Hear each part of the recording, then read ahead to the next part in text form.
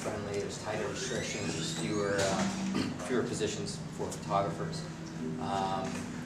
and so trying to do something, I guess, that would stand out a little bit different is quite challenging. And I guess that's over the course of 2 weeks. You kind of shoot in.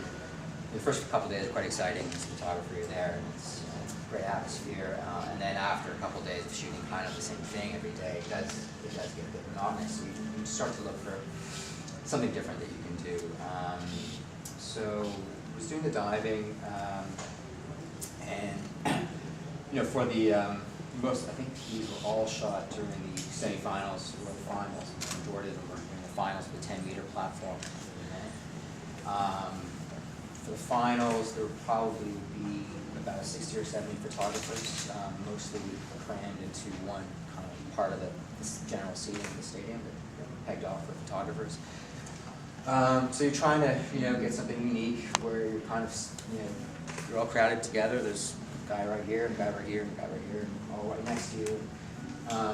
Sometimes it's a matter of just inches of where you're sitting because you're trying to find, or I was trying to find, a nice kind of clean background, which is really for a lot of sports photography is the key to getting something that has some drama to it.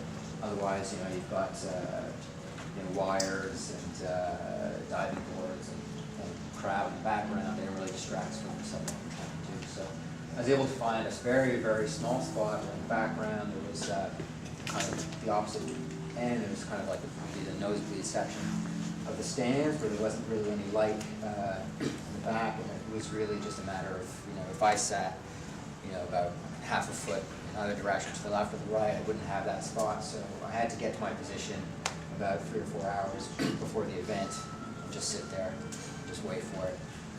Just a lot of sports photography is just getting in position and then waiting there. Hopefully you've got a phone with some games on it and wait. And the divers, it's an amazing sport.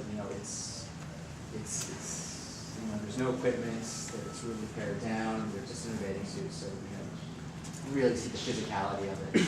And I was just really struck by the musculature of the divers as we go, and also the facial expressions. And there's this kind of duality as they first left off the platform. As you can see in some of them, they're really graceful and elegant, almost like dancers. But then just as they start to fall, gravity kind of takes hold, and it completely shifts to barely trying to keep their position against all the torque and the twisting that they're doing. So it goes from being very elegant to being almost kind of violent as they fall down.